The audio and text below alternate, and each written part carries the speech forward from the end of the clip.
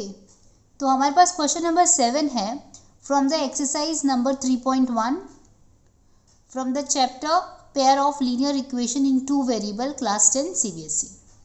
Okay, question क्या कहता है, draw the graph of equation x minus y plus 1 equal to 0 and 3x plus 2y minus 12 equal to 0।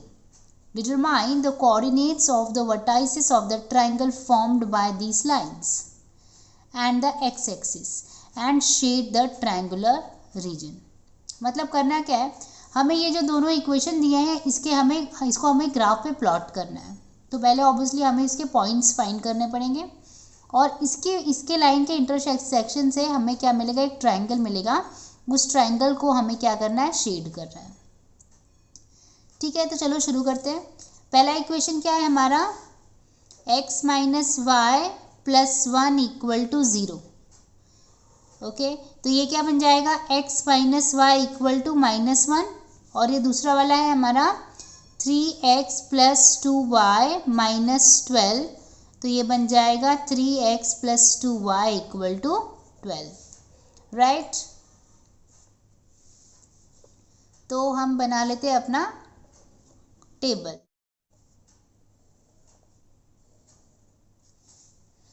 Okay, तो चलो पहले case में हम लोग x इज इक्वल टू 0 रख के देखते क्या होता है।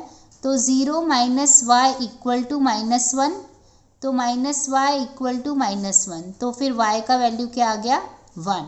तो जब हमने x का वैल्यू 0 रखा तो y का वैल्यू 1 आ गया, तो पहला हुआ 0,1। चलो अभी हम x का वैल्यू अगर 1 रखते हैं तो क्या होता है, तो यहाँ पर हम लोग 1 रख देंगे डायरेक्टली।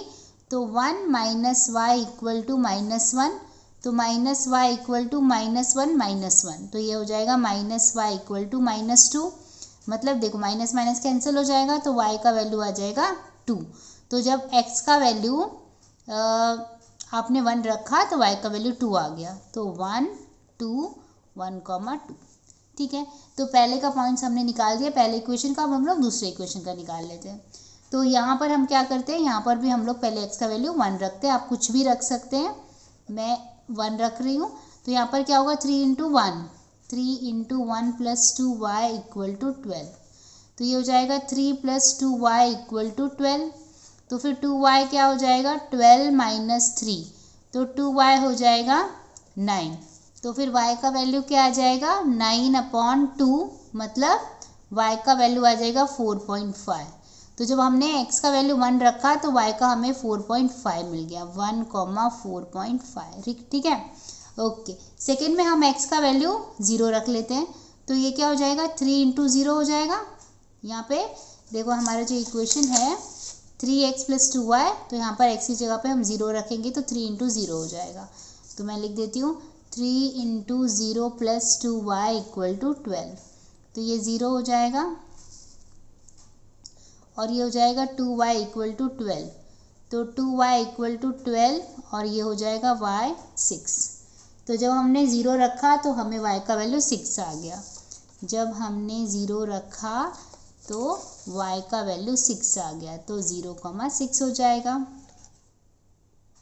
ओके, तो अब हम लोग ग्राफ प्लॉट कर लेंगे। ओके, तो ये मैंने सारे पॉइंट्स यहाँ पर लिख लिए हैं। तो पहले हम लोग 3x plus 2y equal to 12 का बना लेते हैं ग्राफ।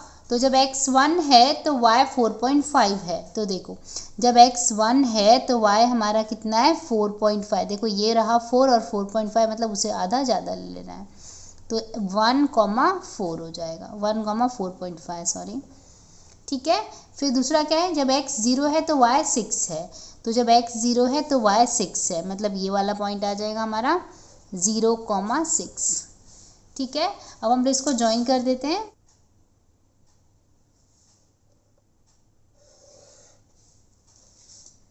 ओके, उसके बाद नेक्स्ट वाला करते हैं। नेक्स्ट वाले में क्या है, जब x 0 है तो y 1 है। तो जब x 0, देखो ये 0 हुआ और y हमारा क्या है उस वक्त 1 है, तो यहाँ पर हम ले लेते हैं 0,1। फिर जब x यहाँ पर देखो x जब 1 है तो y 2 है, तो x जब हमने 1 लिया तो y हमारा 2 आ गया, मतलब यहाँ पर, तो ये आ जाएगा 1,2। अब हम ये दोनों लाइन को भी मिला देते हैं।